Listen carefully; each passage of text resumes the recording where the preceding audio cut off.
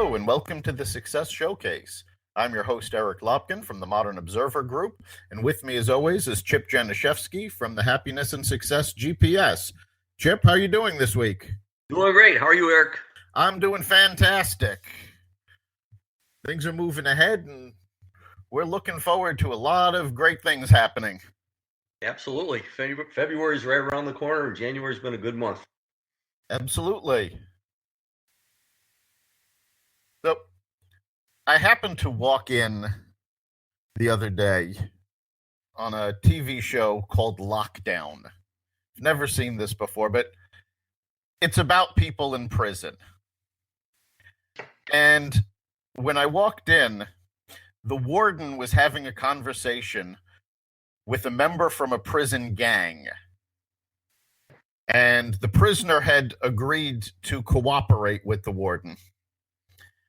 Apparently, there was a major problem in this prison with contraband coming in, and the guards couldn't figure out where it was coming from. They couldn't figure out how to stop it. So the warden asked this prisoner what was going on, and I thought the answer was absolutely fantastic.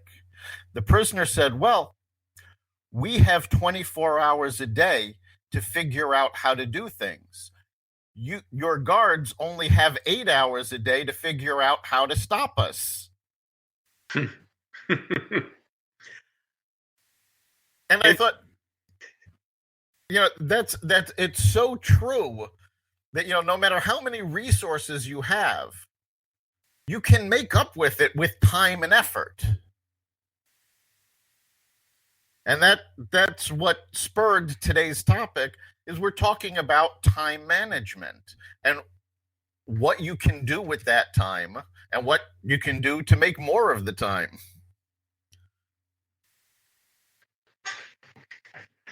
Yes, and we'll be talking about business tips and so on also, but it's really important up front that you manage your time for the whole package, not just work, but for your whole life. And when you're balancing out your calendar, make sure that whatever you have for your strategic plan for family time and fun and all those other things are actually in the calendar for you too, instead of just putting in business appointments.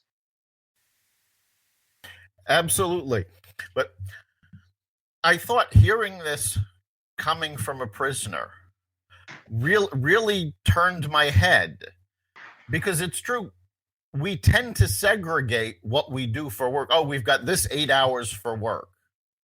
But realistically, with our phones and our tablets and emails and texts, how many of us really turn off after 8 hours? No, plus a lot of, obviously, all of your technical online things are working for you when you're sleeping and everything else. So leveraging that is a big part of time management also. Right. And what happens, though, it's a double-edged sword, because yes, we're sort of always working, and that does make us more productive, but it also hampers us because we're not taking the time to decompress. It's not healthy to work 24 hours. You do need time to reset yourself, to enjoy, to spend time with family and friends. And managing all of that gets more and more difficult. Yeah, absolutely. Plus, when you're looking at your day, obviously everybody is different. A lot of times people say, do your most important tasks first thing in the morning, when some people work a whole lot better midday, late in the day, and so on and so forth. So I know that you have your system in Biznetics, the planner that you have, to help people track those things to see when they're most efficient and getting the best out of their time spent. So do you want to review that a little bit and how you put that together? Yes, that part of it is actually fairly simple. It's a matter of tracking what you do, all day. And there's a little icon in the planner that you shade in, either fully shaded, half shaded, leave it unshaded, to indicate how your energy is. Are you up? Are you tired? And this way, when you track your day like that and you track your energy like that, over a week, 2 weeks, you start to see patterns, and you can see, oh, wait a minute, this is a great time of day for me to be productive. That's when my energy is up.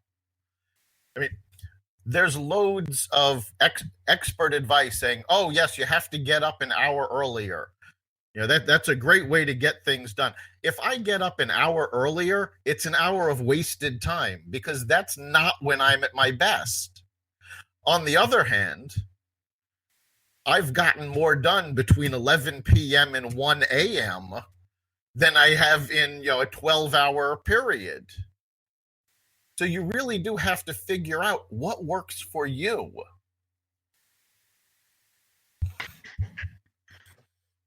Yeah, absolutely. One of my favorite time management books is called Eat That Frog by Brian Tracy, and it's 21 different time management tips that you can read about. Each chapter is about 3 pages long, and then there's different exercises that you can do afterwards. And it's a great way to just pick and choose what you want to use.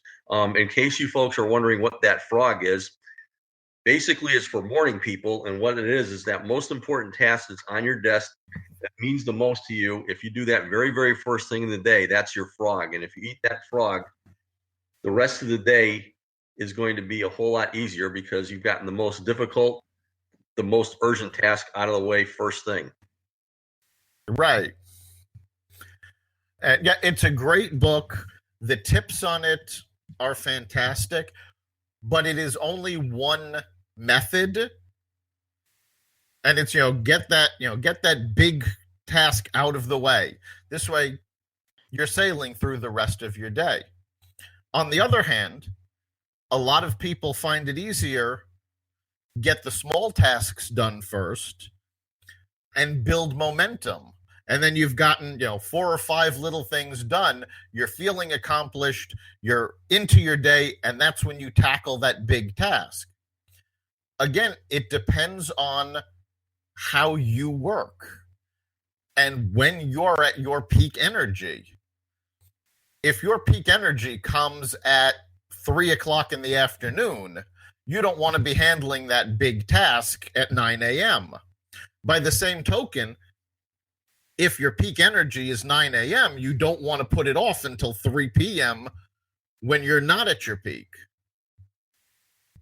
Yep. So understanding how you work is so important to managing your time. Yeah, I mean, by using your system and then identifying where your peak performance times are, you can then set your routine. And it's very, very important to set the routine where, if you are a 3 o'clocker as far as high efficiency goes, you make sure that that's when you're working on the most important task of the day. If you're more like me, where you're better first thing in the morning, get that thing done first thing in the morning.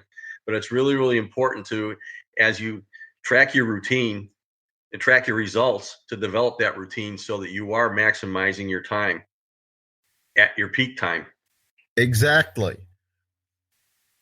And that's really what time management is all about. It's not simply about getting more done. It's about getting things done at the right times. So not only are you getting more done, but you're getting it done better. Yeah, absolutely. And if you start taking a look at your tracker and see the different things that you were doing, it's really, really important to identify things that you are doing that you shouldn't be doing, things that you can just take out of your daily routine, or that you can delegate to other people, or that you can subcontract out to other people. It's really, really important to take a look at that and see where your time is going, so that you can plan on doing what you do best and what's most important more of the time, a higher percentage. All right. Having an understanding of where your time is going is key. Certain things we do will go, oh, I'll just do this for 30 seconds. It's real quick. And then 20 minutes later, we're still doing it. The time slipped away and we don't even realize it. A lot of that happens a lot when you're on social media or when you're surfing the web. I just want to look up this one thing. And then 20 minutes later, you're still going from page to page. Knowing where you're spending your time is key, because then you can actually take actions to either maximize the time that you're doing it, or if it's something like just looking at Facebook posts, you can minimize the time you're doing it. Part of it is prioritization. No one task has the same importance to everybody. So you have to figure out what it is that's most important for you to be doing. And it is most likely maximizing your talents. We talk about the 4 quadrants: urgent and important, not urgent but important. That's the most important quadrant, because that's the one where you do all of your planning. And it's really, really, whatever is in that not urgent but important quadrant are the tasks that eventually are going to become urgent and important, and you're going to have to act upon those right away. So practicing prioritizing things really based upon where you're going to get the biggest bang for your time and what you should be doing is very, very important. And again, eliminate the things that you shouldn't be doing in the first place. So you load up your calendar with things that are going to help you be the most efficient person that you can be. Right. And again, it's all very personal, and that it takes time for you to personalize your time management system, because your priorities are different from someone else's. Your energy flow is different from somebody else's. Your goals are different from somebody else's. So you have to take all of that into consideration to really figure out, how can I best spend my time? You know, if you're working at a corporate job and you're not interested in promotions, you're just happy doing what you do, you just want to work that 40 hours a week and go home, that's fine. But you have to figure out what needs to get done within that 40 hours so you can get home at the end of the day. Because obviously, if you're doing that, your priority is spending time with family, spending time with friends, maybe a hobby. Your priority is outside of that 40 hours that you have to spend at work. And again, it's so important to make the time to do that too. I mean, that's one of the things that keep you a whole lot more fresh for everything else that you're doing. Because if you're just going through the routine, work, and that's really what you're doing on a day-to-day basis without thinking of anything else, eventually it's going to catch up with you, both health-wise, and you will not be as efficient as you used to be. Oh yeah, that is a leading cause of burnout. And that's another reason that we want to make sure we're on top of time management, because we don't want to be burning out. And burnout is so common. People think, oh, you know, I'm young, I'm not going to burn out. It has nothing to do with age. The stress level, the constant momentum, it all takes a toll on you. And the more you push through, the harder that toll becomes, to the point where it can affect your health, your well-being, your mental state, your relationships. Yeah, where if you have something to look forward to, like family time or going on vacation or even going out to a movie or to dinner once a week with your wife or with your kids and so on and so forth, this is something to look forward to if that's on your calendar too. And it makes all the other tasks easier to do because you're looking forward to something that really, really makes you happy. And that's really important, because if you're not happy, again, you're going to burn out. Absolutely. You know, I remember this one, and I'm blanking on what the show was or the movie, but it's these two people are talking, and they're talking about how they keep having to push through. Actually, I do remember, it was an episode of Mad Men. And Don Draper is talking about how he has all this work to do and how he has to push through. And the woman he's talking with says, usually what I do is I take a look at the calendar. Generally, there's something on there that I'm looking forward to, and that helps propel me through. And that it's very true. If you're looking forward to a vacation, a night you're going to a restaurant, even the end of a project, whatever it is that you're looking forward to, that can give you the momentum to push through. Yeah, absolutely. And one of the tips out there is, I want to go on vacation and so on and so forth. You should just plan it. Just plan on that, taking time to do that, book it or whatever, and trust that the resources are going to be there if you're a little bit short to make that happen. Make that a goal of yours to work towards. But if you have something to look forward to, it makes so much difference. So for those of you out there procrastinating on taking a vacation and you haven't done that in 4 or 5 years, plan a long weekend away someplace. Just go do something. And in that time period between when you plan it and when you actually go, really, really notice how you feel on a day-to-day basis while you're working as that's coming up. It's going to make a world of difference. It does. And actually, one time management tip that I came across that I've always really loved is that every Friday, you should treat it as if you're going on vacation. Because think about what you do at work right before you leave on vacation. You wrap things up, you clear off your desk, you get everything organized. If you do that each Friday as though you're on vacation next week, you sort of shut down that part of you over the weekend. So you're not obsessing about what has to be done. And then when you come back to your desk Monday morning, you've got a brand new, fresh start to kick off the week. Yeah, and you're organized. Yes. Now, you do have to be very careful about cleaning up your desk. Because I was having a conversation last week. Somebody just cleaned their office, organized everything, and now they can't find anything. So when you're organizing yourself, you do have to make sure you know what you're doing. But organizing your time is not that different from organizing physical objects.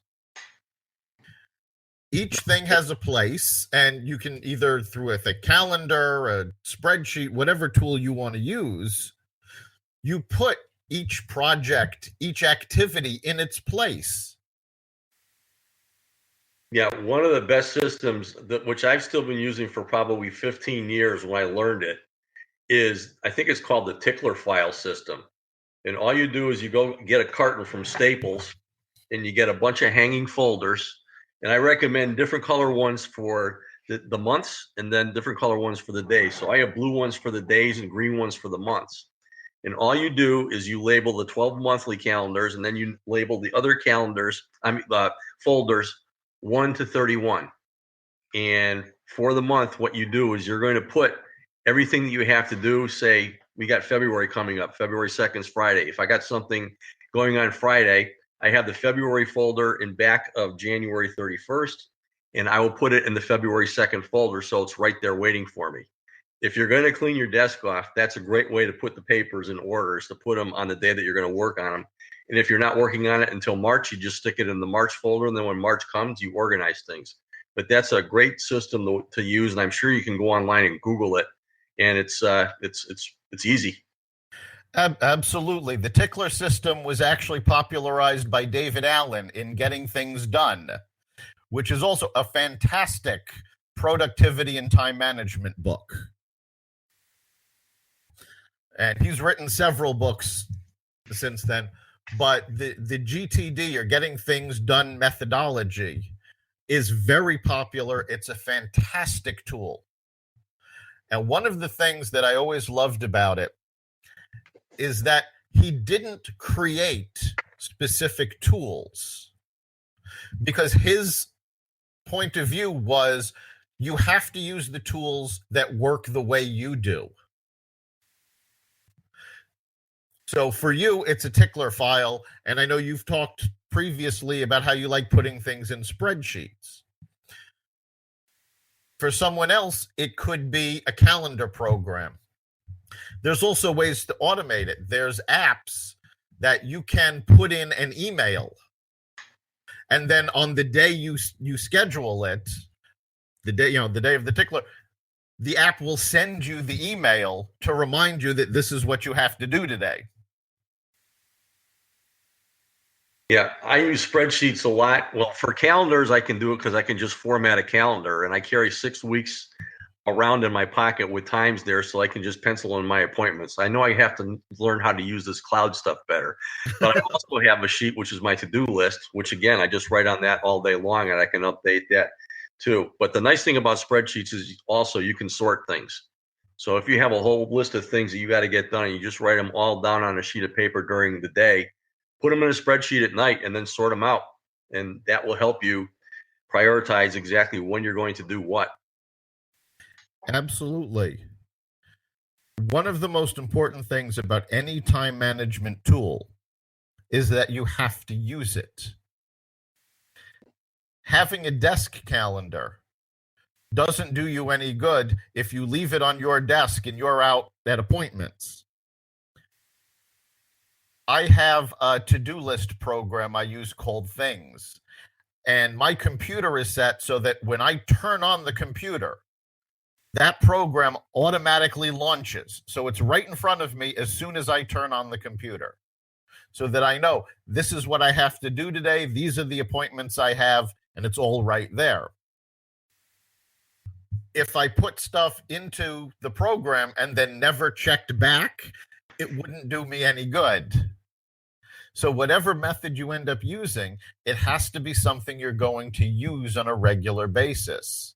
And that's really the big failure of things like using Post-it notes, because so many of us would write a note on a Post-it note, stick it somewhere, and then never remember where we stuck the note.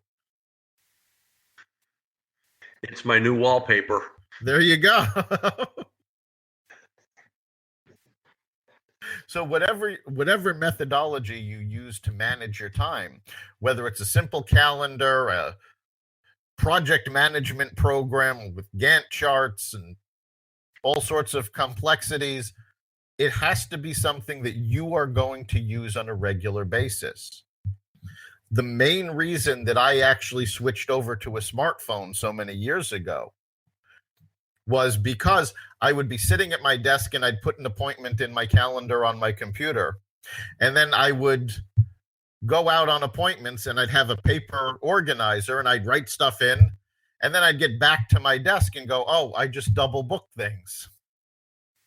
So I needed something that was going to communicate so that the same calendar was always in front of me. Yeah, I mean, that's why I keep mine in my pocket on the spreadsheet. Right. Whatever works for you. That's it. Whatever you can use to get things done, that's what you should be using. Now, we're coming up on the end, and before we do, I want to talk about multitasking, because multitasking is actually the worst thing you can do for time management. We've all gotten so used to doing multiple things at once. But what actually happens is when you stop one and you move to the next task, you lose momentum. And then you'll do something on the next task, and then you'll jump to another task. And you're not focusing on any one of the tasks. What you're ending up doing is starting the same thing 3 or 4 times. Right. And that is not good. So single tasking is really, really important. You really need to do one thing, focus on it, finish it, and then move on. And sometimes you have to turn your phone off. Turn off the alert that tells you you've got an email. This way you're not tempted to keep looking back, to keep checking, to go to something else. Focus on the one topic or one task, get it done, and then move on. Studies have actually shown if you do one task at a time, rather than jumping through 3 tasks with multitasking, those 3 tasks actually get done faster when you do it one at a time, and they're done with a higher quality. So we really have to relearn how to focus in order to really get the most out of our time.